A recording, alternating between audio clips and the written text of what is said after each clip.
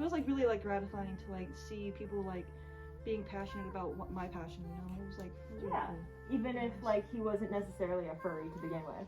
I ended up giving him a tail because he loved it so much. That was nice of you. Yeah, I mean, it's just like I wasn't like super attached, and I was like, you know, I feel like you're gonna enjoy this, so just please take it, you know. Welcome back to another interview. Today we are on couch with Dorg. And Dorg, tell us what species you are. I am a Dorgie, which is a deer corgi. A deer corgi? Yes. That's really cute. Yeah, thank you. What inspired that? It was kind of a mixture of things. So I already knew that I loved corgis. I didn't really imagine myself being one, but here I am. Here you are. Yeah. Super cute. It was a mixture of like my favorite dog breed, which is a corgi, who was also inspired by Cowboy Bebop. I don't know if anyone's familiar with that anime, but there's a lot of people are familiar with Cowboy Bebop. Yeah, and I was like, that's my new favorite character, and like I was like super cool. It was also a believed mixture of like what could be my spirit animal. Nice. Back when I was vegan about 7 years ago, I went hiking with my partner at the time, and it was really just really serene area. We were kind of just like walking, you know, the trail, and then decided to stop for a few minutes just to kind of take in the scenery. All of a sudden, I looked over to my left, and like up on this hill was like this white-tailed deer just kind of like grazing. And then they looked up and they saw us, you know, they were kind of like deer in the headlights, like whoa. Oh. And so I kind of just sat there. I like looked at it for a solid minute, and then I was interacting with my partner, just talking about stuff, and then it kind of felt more comfortable around us somehow, and it just started grazing a lot closer to us. That's so nice. Yeah, it felt a kindred spirit. Yeah, it was so beautiful. It was such an amazing moment.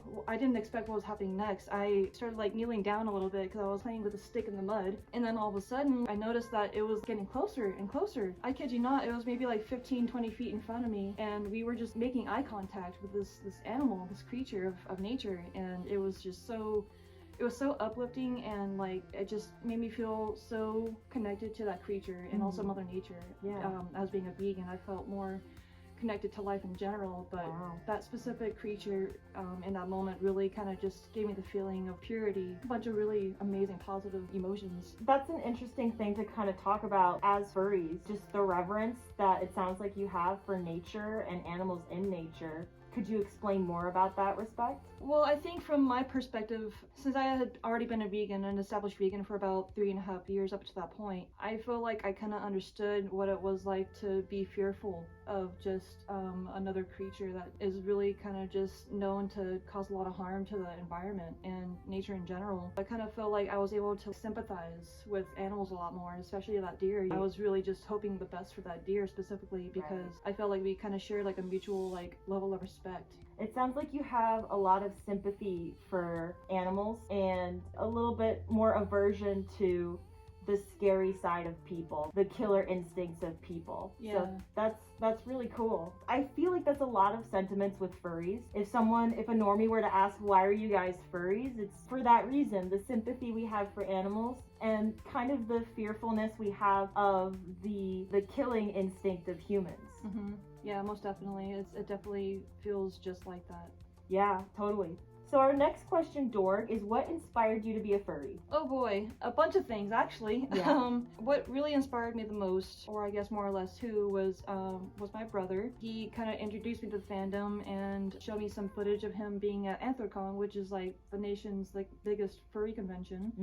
And it just looked really fun and neat. Like I was like enthralled by the creativity that came with it. I'd been wanting to find a way to exert my creative expression, but not knowing necessarily how, but being in this fandom has really taught me a lot about myself, especially creatively. Oh yeah, definitely. That's really cool that being a furry has helped you develop and get in touch with yourself more. Absolutely. Very cool. So Dorg, yes, I hear that you're a dancing furry, is that right? Oh, absolutely. Cool. Well, what makes you feel good about being a dancing furry? Just the variety of styles that I come up with in my head. I don't necessarily follow by like strict choreography throughout the entire performance. I just kind of do what makes me feel good. It's really brought out a lot of my personal self-confidence that I didn't even know I had, because, you know, once I was able to put on a mask and I didn't have to worry about the audience like, you know, judging me for like this facial expressions. Yeah. And I'm cross-eyed right now. Yeah. But yeah, you know, just getting to put on that costume and then dance freely without fear of judgment or like even stage fright was no longer a thing for me. What really inspires me the most is when I can inspire other people. Nice. to be more confident in themselves. I believe anyone can dance if they really wanted to. You can dance if you wanna. It's just really uplifting to see people come out of their shell after like hiding for so long, or just never being able to like express themselves the way they've been dreaming of. Absolutely. That's lovely. Yeah.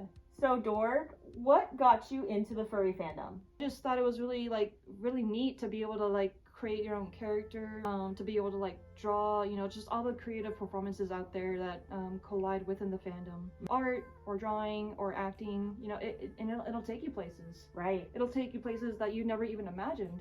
Like where? I was dancing for my first time publicly in my first full suit, crash test dummy, and I went to a pizza establishment where they had like an arcade for kids. So I was dancing with the mascot. We were having like a dance battle, if you will.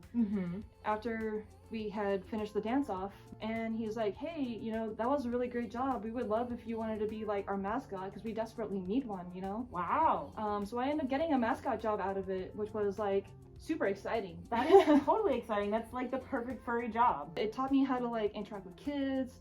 It taught me about how to like respect boundaries. It taught me how to, you know, respect my health. Nice. Most importantly, because hydration is key when you're mascotting. Hydration is important. Hydrate or dihydrate. Hydrate or dihydrate. Yeah. It's very cool that you can get opportunities from doing the things that you love, like being a furry and dancing as a furry. It's also just the impact that we make on the world. Some little kid will see you and you're like, "Hi," you know, you're like friendly and stuff, and they will hold that memory on and on. They'll be like, "Do you remember that time we saw like a zombie cow at the park and we were playing on the slide and stuff?" Yes. I'm making a positive impact on our youth. Yeah. To inspire them to be themselves. Themselves. And also to be like imaginative. Speaking of a zombie cow, can you show us exactly what you mean by that? Absolutely. So we have Carnage Asada right here, who is a zombie cow. This is my main dancing suit. She has 2 full body suits, 1 plantigrade, 1 digigrade. She's actually coming up on 7 years of age now. 7 years is a long time for a fursuit. You gotta take care of your fursuit if you want it to last for 7 years. Definitely. So she's a really fun character because her fur on her head is a foam base, which gives me the ability to kind of thrash around a little bit more than, you know, a normal fursuit. I can also do like really fun headstands on her and not have to worry about my head, you know, being injured. Wow. So I didn't know that. Yeah, she's cool. She's really fun. I really love her a lot. Headstand. She's probably one of the most fun characters I've ever gotten the pleasure to be. She's very fun. She's very fun in full suit. And if you see Carnage Asada, you are very lucky because that is a unique suit for sure. And we have one more friend here. So this other character here, this is Daisy Doberman. He's a punk pirate Doberman. In his story, he was a misfit teenager who already knew that they were gay. They were just unaccepted by their family, their friends, so they just kind of became like a loner. Once his parents were like, "Okay, it's time to, you know, get all this cosmetic surgery because we're about to like set you off," he didn't want to like disobey them because he still loved them a lot. He ended up going into surgery. They were successful for the most part. They already had his tail docked and his left ear already cropped, but once he woke up from the anesthesia, he panicked and fled off the operation table. One of the surgical tools sliced his eye open, got away from there, and just became his true self, who was very flamboyant, very sassy, but also like really sweet and kind-hearted. It's really interesting the juxtaposition of Dorg, your CorgiDeer, and then Daisy the Doberman, and how Dorg sounds like they came from the wholesome experience you had with this deer out in the wilderness, and then Daisy is this other side of you that is self-expression of maybe some of the hard experiences you've had in your life. And it's really cool because like furries can really express that through our fursuits, through our art, and that's part of the appeal of being a furry, is that we can express ourselves, like you said, with putting a mask on our face and becoming a different person and not having to worry what our actual face looks like. And we still get to express like these parts of our personalities, and it's really appealing. I feel like everyone's got a different story. Everyone's unique and wonderful in their own way. Oh yeah, totally. Well, thank you so much, Dorg, for sharing your lovely other characters with us and your beautiful stories and your passion. Thank you so much. And of course. Thank you so much for being on the show. Yeah, thank you for having me. I had a good time. Yeah. Bye. Bye.